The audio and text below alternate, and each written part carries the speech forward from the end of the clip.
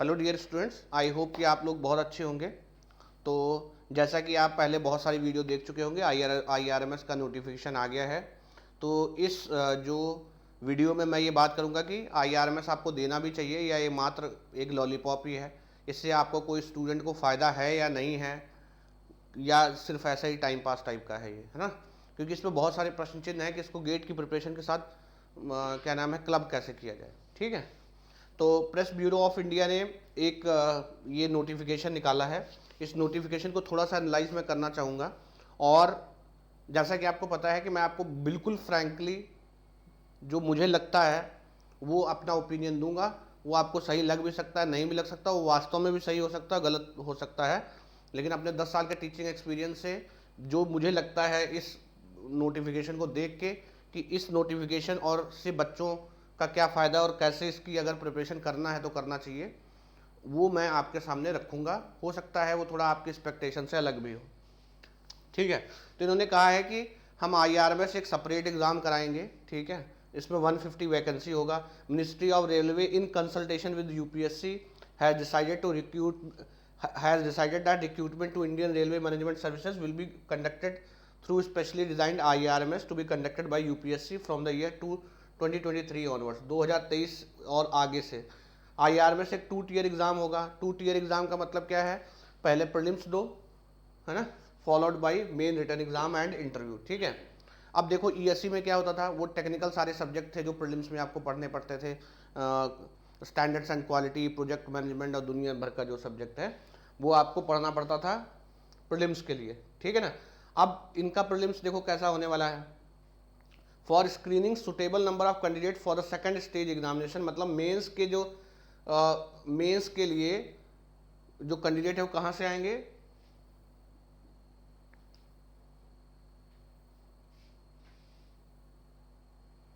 देखो क्या लिखा है, all eligible candidate shall be required to appear in the civil services preliminary exam.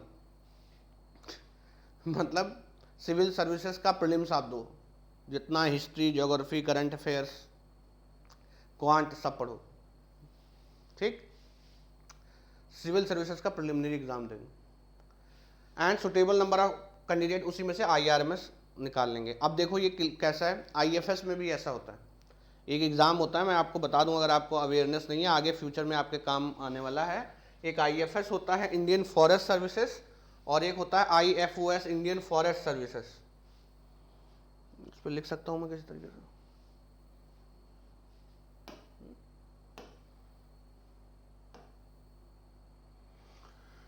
एक एग्ज़ाम होता है IFS इंडियन फॉरेन सर्विसेज, ये नहीं, एक एग्ज़ाम होता है IFOS इंडियन फॉरेस्ट सर्विसेज। ठीक है ना। ये जो तुम्हारा पेपर उसका भी यही हाल है। आपको सिविल सर्विसेज का प्रीलिम्स देना है, और सिविल सर्विसेज का प्रीलिम्स देने के बाद वहाँ से कैंडिडेट स्क्रीन करके मेंस IFS का अलग से होता है। ठीक है। बिल्कुल वैसा ही कहानी है। ठीक है ना। अब देखो वहाँ से आपने सिविल सर्विसेज का प्रीलिम्स दिया, वहाँ से आपको स्क्रीन आउट कर लिया। अब देखो पहले ESC का मेंस होता था, तो मैकेनिकल इंजीनियरिंग का पेपर 1, मैकेनिकल इंजीनियरिंग का पेपर 2। ठीक है ना। अभी इन्होंने क्या किया है कि ये तो ऑप्शनल 250-250 नंबर के कर दिए, 500 नंबर का हो गया।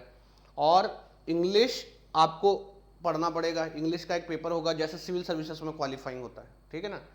आपको एक कोई लैंग्वेज सेलेक्ट करना पड़ेगा, वो schedule, I think schedule 9th में, है ना। अच्छा 8th शेड्यूल में, 8th शेड्यूल में जो लैंग्वेज मेंशन है, कॉन्स्टिट्यूशन में आप जाओगे उसमें 8th शेड्यूल है, 8th शेड्यूल में लैंग्वेजेस मेंशन है। वो 8th शेड्यूल से कोई एक लैंग्वेज उठा लो, उसमें बहुत सारी लैंग्वेज है जो हमारी क्षेत्रीय भाषाएं हैं, plus as well as Hindi आप ले सकते हो। ठीक है। अब हिंदी पढ़ना है, अंग्रेजी पढ़ना है, अब मोटा मोटा समझो, या कोई एक भाषा पढ़ना है प्लस इंग्लिश पढ़ना है, और 2 ऑप्शनल तो पढ़ना ही है। ठीक है ना। ऑप्शनल कौन कौन से हैं? Mechanical, civil, electrical. ठीक है। और कॉमर्स एंड अकाउंटेंसी। ठीक। अच्छा अब आप सिलेबस पे आ जाओ। Common candidate of civil services mains examination and IRMS mains examination may opt for any both of these examination, choose separate optional for these examination।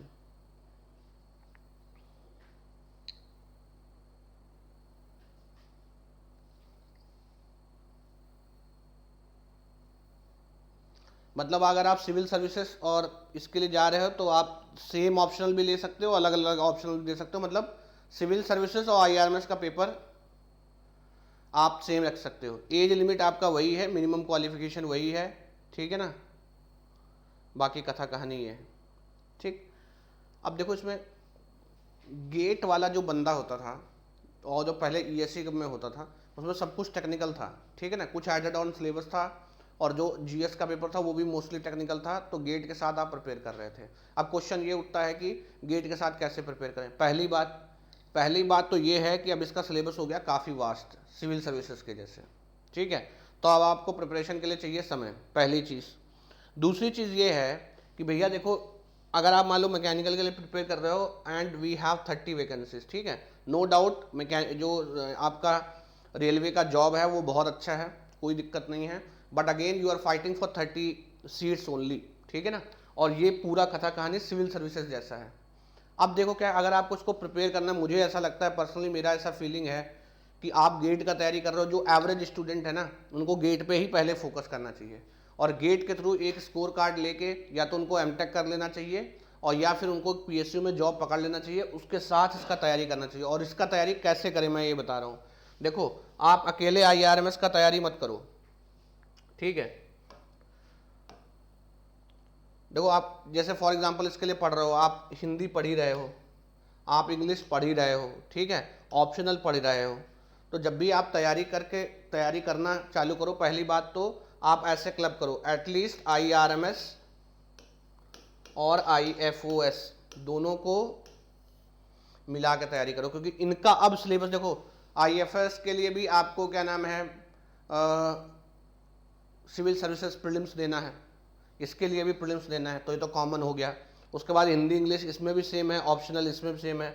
इसमें एक छोटा सा ऑप्शनल और लेना पड़ता है, वो यूजली लोग फॉरेस्ट्री लेते हैं, और ये फॉरेस्ट्री मतलब ऐसा मत सोचो कि ये ऑप्शनल है, ये 15-20 दिन या 1 महीने ज़्यादा नहीं पढ़ते हैं, इसका 1-2 किताबें आता है, बस वही पढ़ना होता है, ठीक है, फॉरेस्ट्री में। तो इसमें ज़्यादा इशू नहीं है। आप आईआरएमएस और आईएफओएस के साथ एक साथ प्रिपेयर करेंगे तो नंबर ऑफ वैकेंसीज जो आपका स्कोप है वो बढ़ जाएगा। ऑलमोस्ट आपका सिलेबस वही है, आपको मैकेनिकल यहाँ ऑप्शनल पिक करना, मैकेनिकल वहाँ ऑप्शनल पिक करना, सिलेबस भी वही कॉमन ही रहेगा, ठीक है। आपका जो सक्सेस का चांस है वो बढ़ जाएगा। और अगर आप आईएएस के लिए भी जा रहे हैं तो आप आईएएस के लिए भी जाओ और मैकेनिकल ऑप्शनल रखो, ठीक है। कुल मिला के जब आपका माइंडसेट ये हो जाए कि मुझे सिविल सर्विसेज देना है, तब ये एग्ज़ाम देने से फ़ायदा है, अदरवाइज़ आप अपना पैसा और टाइम वेस्ट करोगे, ठीक है। अच्छा एग्ज़ाम है। अब मुझसे ये पूछे कोई कि ये अच्छा हुआ या बुरा हुआ, तो मुझे ऐसा लगता है कि जो आईआरएमएस है उस एग्ज़ाम को ईएससी के थ्रू ही रहने देना चाहिए था, ठीक है, क्योंकि वो एक टेक्निकल जॉब है, ठीक है।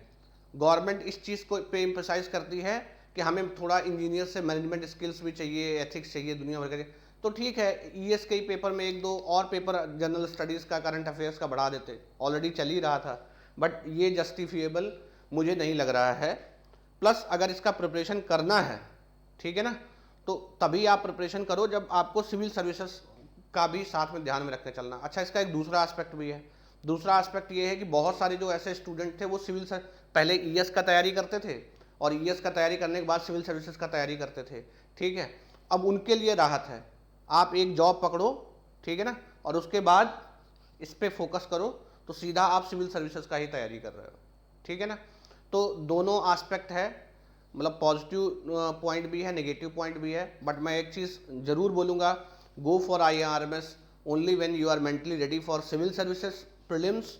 प्लस आप don't target IRMS alone, along with IRMS आप आईएफओएस, ठीक है, को तो मिनिमम टारगेट करो ही if you don't want to go for IAS, ठीक है ना।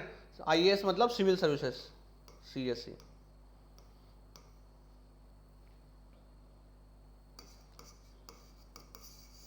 ठीक है, तो सीएससी देखो थोड़ा सा मुश्किल होता है, बट आईएफओएस में उतना कंपटीशन नहीं है, सब इंजीनियर्स ही यूजली रहते हैं इसमें, जो बेसिकली आपके साइंस बैकग्राउंड वाले स्टूडेंट ही इसमें रहते हैं, और ये आईआरएमएस रहेगा तो आपके लिए ये एक अच्छा ऑप्शन है, ठीक है। तो don't waste your time and I will suggest कि आप गेट और इसका प्रिपरेशन एकदम सेपरेट रखो। First you focus on GATE, बिना गेट निकाले आप इस पर मत स्विच करो, क्योंकि बहुत सारा बच्चा ऐसा सोचता है कि मैं सीधा ये इस एग्ज़ाम का तैयारी करूं। हाँ, सीधे आप तब इस एग्ज़ाम का तैयारी करो जब आपके पास कोई जॉब वगैरह है, आपके पास 2 साल का एटलीस्ट टाइम है, then you prepare for this paper. Otherwise you just focus first on GATE and then go for IRMS। अच्छा है, कुछ ना कुछ वैकेंसी निकल रहा है, किसी ना किसी का तो भला होगा ही इससे, but the way it is announced I am not happy with it. But at the same time positive note is अब लोगों का रुझान सिविल सर्विसेज की तरफ जो है वो बढ़ेगा। और अगर आप सिविल सर्विसेज नहीं देना चाहते हैं, at the concluding remark I will suggest कि आप IRMS और IFS को एक साथ प्रिपेयर करके चलोगे, you will get maximum benefit. और I am always there to support you all in the mains paper जो भी है, ठीक है। हाँ, अच्छे स्टूडेंट्स के लिए फ़ायदा है जब मेंस पेपर रिटन एग्जाम होता है, कन्वेंशनल पेपर होता है, तो अच्छे स्टूडेंट्स का हमेशा फ़ायदा होता है, ठीक है। आई होप कि आप इस वीडियो से शिक्षा लेंगे और अपना टाइम और पैसा दोनों ही सही जगह इस्तेमाल करेंगे।